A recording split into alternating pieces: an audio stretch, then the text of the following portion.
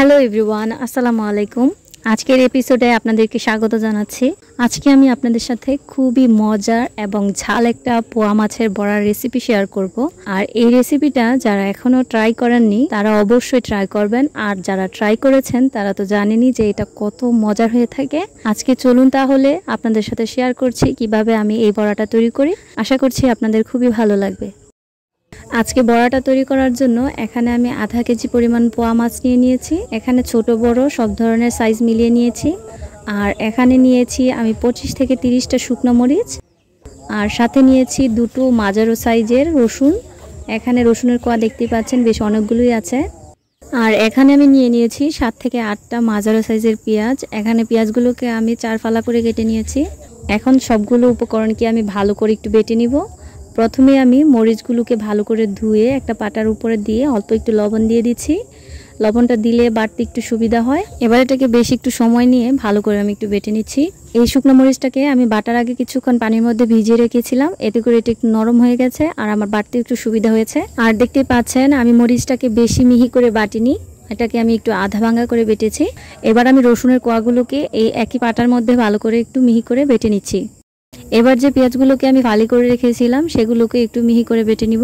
আপনারা চাইলে সবকিছুকে পানি ছাড়া ব্লেন্ডারে মিক্স করে নিতে পারেন, কিন্তু বাটায় বেটে নিলে বড়াটা একটু বেশি মজা হয়। এবার আমি একটা প্যালার মধ্যে সবগুলো উপকরণকে একসাথে করে নিয়ে নিব।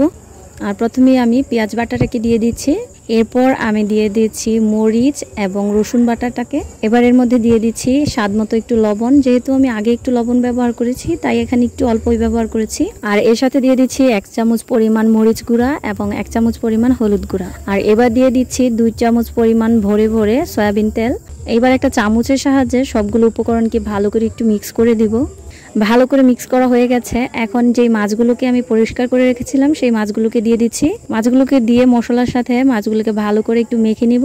ভালো করে মাখানো হয়ে গেলে এটাকে আমি 25 থেকে 30 মিনিটের জন্য ফ্রিজে রেখে দিব, যাতে করে মশলাটা এর ভিতরে ভালো করে প্রবেশ করতে পারে। আর এদিকে আমি আজকে বড়াটা তৈরি করব কচু পাতা দিয়ে। আর এর জন্য আমি মাঝারো সাইজের বেশ অনেকগুলো কচু পাতা ভালো করে ধুয়ে নিয়ে নিয়েছি। এবার একটা কচু পাতার মধ্যে আমি ছোট এবং বড় সাইজ মিলিয়ে 2 থেকে 3টি মাছ ভালো করে মশলা সহ এর মধ্যে দিয়ে চারিদিক থেকে পাতাটাকে ভালো করে ভাঁজ করে দিব। দেখতেই পাচ্ছেন পাতাটাকে আমি কি করে ভাঁজ করেছি। এখন আমি বাকি বড়াগুলোকে ঠিক একইভাবে তৈরি করে নিব। আর আমি এখানে বড়াগুলো তৈরি করতে কচু পাতা ব্যবহার করেছি। আপনারা চাইলে এখানে লাউয়ের পাতা, মিষ্টি কুমড়া পাতা বা জালি পাতা, যে কোনো পাতাই ব্যবহার করতে পারেন। আর এখানে আপনারা মাছের বড়াটাকে যদি বড় বা ছোট করতে চান তাহলে আপনাদের ইচ্ছা অনুযায়ী মাছ একটু কম বেশি করে নিতে পারেন। দেখতে পাচ্ছেন আমি সবগুলো বড়াকে এইভাবে তৈরি করে নিয়েছি। এখন আমি আগে থেকে একটা কড়াইকে একটু চুলার উপর রেখে গরম করে নিয়েছিলাম। এবার এক এক করে যে বড়াগুলো তৈরি করেছিলাম সেই বড়াগুলোকে দিয়ে দিচ্ছি। এখন তেল ছাড়া এটাকে হালকা একটু ভেজে নিব। এক পাশে একটু ভালো করে ভাজা হয়ে গেলে তারপরে এর মধ্যে আমি পরিমাণ মতো একটু তেল দিয়ে দিচ্ছি। তেলটা একটু বেশিই দিচ্ছি কারণ এখানে আমি কচু পাতা ব্যবহার করেছি। মিডিয়াম হিটে এই বড়াগুলোকে ভাজলে কচু পাতা থেকে গলা চুলকানোর কোনো সম্ভাবনা থাকবে না, আর বড়াগুলো বেশি ভাজা হবে এবং খেতেও খুবই ভালো লাগবে। এক পাশ ভালো করে ভাজা হয়ে গেছে, এখন আমি এটাকে উল্টে দিচ্ছি। আর এবার এই পাশটাকেও আমি ঠিক একইভাবে লাল করে ভেজে নামিয়ে রাখবো। দেখতেই পাচ্ছেন বড়াগুলো সুন্দর করে ভাজা হয়ে গেছে। ঠিক এইরকম অবস্থায় আমি এগুলোকে নামিয়ে নিচ্ছি।